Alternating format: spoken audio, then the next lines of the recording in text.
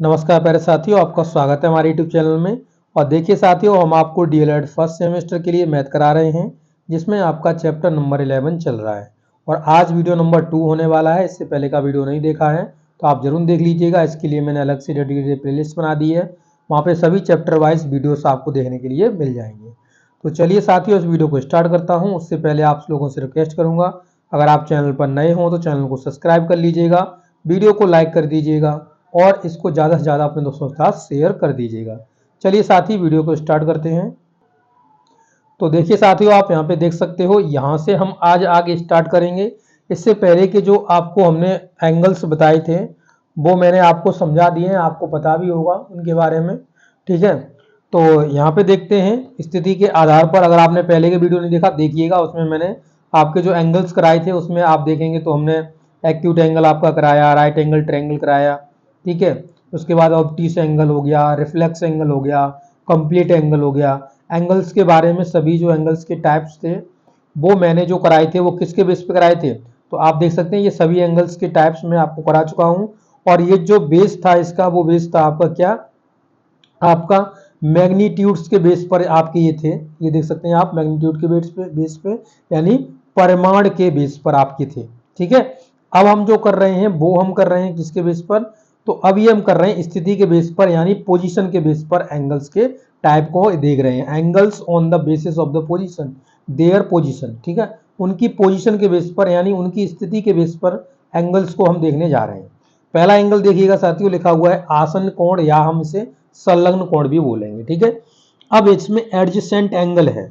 जब दो कोणों का शीर्ष एक ही होता है तो और दोनों कोणों की एक भुजा उभयनिष्ठ हो तो उन कोणों को आसन कोण कहते हैं। ठीक है, अब यहाँ पे इस फिगर में देखिएगा, यहाँ पे जो आपका बताया गया है कि यहाँ पे क्या होना चाहिए, एक शीर्ष कॉमन होना चाहिए। तो यहाँ पे आप यहाँ पे जो वर्टेक्स दिख रहे हैं यानी जहाँ पे ये मिल रही हैं, जो आपकी लाइन सेगमेंट्स हैं जो मिल रही हैं, वो उसका पॉइंट एक बी है। ठीक है, एक पॉइंट बी है और इसमें एक कॉमन भुजा है। कॉमन भुजा कौन सी है, यहाँ पे आप देख सकते हो, ये जो भुजा आपको दिख रही है बी डी, बी डी जो आर्म है ये कॉमन है दोनों में। कैसे कॉमन है, तो देखेंगे आप यहाँ पे, देखिए एंगल्स जो फॉर्म हो रहे हैं वो आप देखिएगा सी बी डी।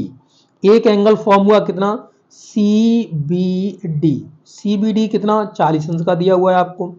यहाँ पे जो दूसरा एंगल देखेंगे हम, अब इसका रंग चेंज कर लेता हूं। ठीक है, दूसरा एंगल देखेंगे तो ए बी और आपका डी, यानी A B D, A B D बराबर में 50 अंश। तो आप यहाँ पे देख सकते हो कि जो इसका कॉमन वर्टेक्स देखोगे, यहाँ पे जो इसका शीर्ष देखोगे वो आपको बी ही लिया गया है दोनों में, तो दोनों में कॉमन है। और यहाँ पे जो भुजा आप देख रहे हो ये वाली बी डी वाली, ये भी दोनों में कॉमन है। जब कॉमन होगी तो हम क्या करेंगे, तो हम इसे बोलेंगे कि ये आसन कोण है या आपका संलग्न कोण है। ठीक है, क्या है, संलग्न कोण है। चलिए आगे हम देखते हैं संपूर्ण कोण को। संपूर्ण कोण क्या होता है, आप ये समझ गए होंगे संलग्न कोण क्या होता है। ठीक है, अब देखिएगा आसन आपका संपूर्ण कोण देखिएगा, सप्लीमेंट्री एंगल जिसे बोलते हैं उसको देखिएगा, सप्लीमेंट्री एंगल। चलिए अब यहाँ पे देखते हैं, तो लिखा हुआ है ऐसे दो कोणों का कोण जिनका योग दो समकोणों के बराबर होता है संपूर्ण कोण कहलाता है। क्या कहलाता है, सप्लीमेंट्री एंगल कहलाता है। जब दो समकोणों के योग के बराबर उसका हो जाए, जैसे एक समकोण, जैसे समकोण होता है 90 अंश का, पहले बताया था आपको।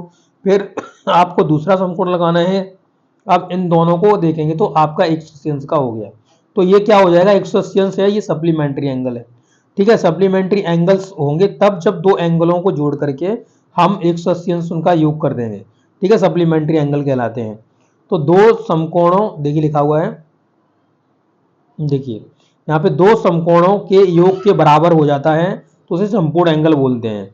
इसी प्रकार सरल रेखा दूसरी सरल रेखा के किसी बिंदु पर मिले तो बने हुए संलग्न कोण को एक दूसरे का संपूर्ण कोण कहते हैं। यानी कि यहाँ पे देखिए क्या लिखा हुआ है, किसी एक सरल रेखा, यानी एक सरल रेखा ये गई है। ठीक है, यहाँ पे एक सरल रेखा है और यहाँ पे कहा गया है एक सरल रेखा दूसरी सरल रेखा के साथ बिंदु पर मिलती है, किसी बिंदु पर मिल रही है दूसरी सरल रेखा। तो जैसे ऐसे मान लो कि इस तरीके से एक रेखा पड़ी हुई है, यहाँ पे देखिएगा, तो ये भी एक रेखा है, इस पॉइंट पे मिल रही है यहाँ पे। यहाँ पे इस पॉइंट पे मिल रही है, मिले तो इस प्रकार बने संलग्न कोण एक दूसरे के संपूरक होते हैं। यानी ये एंगल और ये एंगल एक दूसरे के कैसे हैं, संपूरक हैं, क्योंकि अगर दोनों को आप जोड़ोगे तो ये 180 के ही हो जाएंगे। जैसा कि आप यहाँ पे चित्र में देख सकते हो, संपूरक कोण यानी सप्लीमेंट्री एंगल देखिएगा, तो यहाँ पर देखिएगा कि यहाँ पे एक 35 अंश का एंगल बन रहा है, इधर देखेंगे तो ये 145 अंश का बन रहा है। अब मैं आपसे पूछूं कि बताइएगा, जैसे हमने प्रीवियस वीडियो में आपको कराया कि ये जो 145 अंश है ये कौन सा एंगल है, और यहाँ पर जो 35 अंश है ये कौन सा एंगल है, तो ये एक्यूट एंगल है। और ये आपका कौन सा एंगल है, जो आपको बताया था कि 90 से ऊपर होगा और 180 से नीचे होगा हमेशा, तो उस एंगल को क्या बोलते हैं, ऑब्ट्यूस एंगल बोलते हैं। ठीक है, अगर आपने वीडियो नहीं देखा देखिएगा, वहां पे सब चीजों को क्लियर किया गया है। ठीक है, चलिए अब देखते हैं कोट पूरक कोण क्या होते हैं। कोट पूरक कोण के बारे में जानते हैं।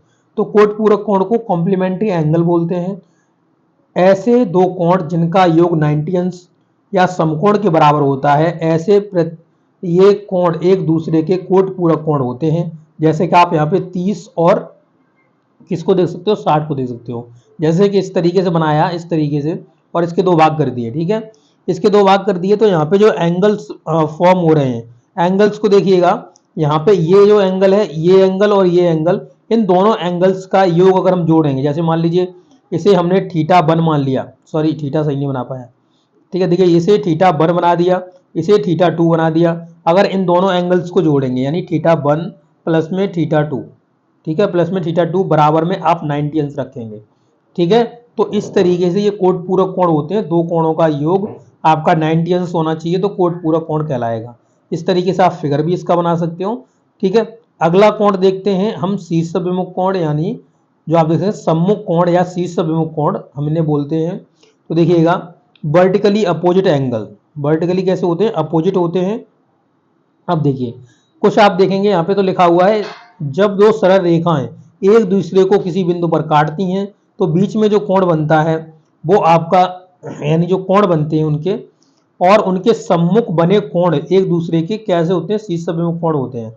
जैसे इस तरीके से दो आपकी जो लाइंस हैं, ये मैं लाइंस बना दूं, इन लाइंस, दो लाइन आपकी काट गई एक दूसरे को, इस पॉइंट पर काटा है। आप यहाँ पे पॉइंट देखिएगा, तो यहाँ पे देखिए इस पॉइंट पे इन्होंने काट दिया, तो इधर का एंगल और इधर का एंगल कैसा होगा, समान होगा। यानी ये जो आप एंगल देख रहे हो, यहाँ पे जो एंगल बनेगा और यहाँ पे एंगल बनेगा, एक दूसरे के समान होगा। और ये एंगल, ये एंगल और ये एंगल, ये वर्टिकली कैसे हैं, अपोजिट है एक दूसरे के, एक दूसरे का अपोजिट है, तो ये कैसे कहलाएंगे, वर्टिकली अपोजिट एंगल। तो ये हमेशा समान होते हैं, ये और ये इसके बराबर है, ये आपका इसके बराबर है। ठीक है, चलिए साथियों आगे अब हम ये जो आपका प्रत्येक प्रकार की सहायता से कोण को बनाना, ये मैं अगले वीडियो में कराऊंगा। इस वीडियो में इतना ही। आपको ये वीडियो कैसा लगा है, अच्छा लगा तो जरूर अपने दोस्तों के साथ शेयर करिएगा। ओके साथियों, थैंक यू।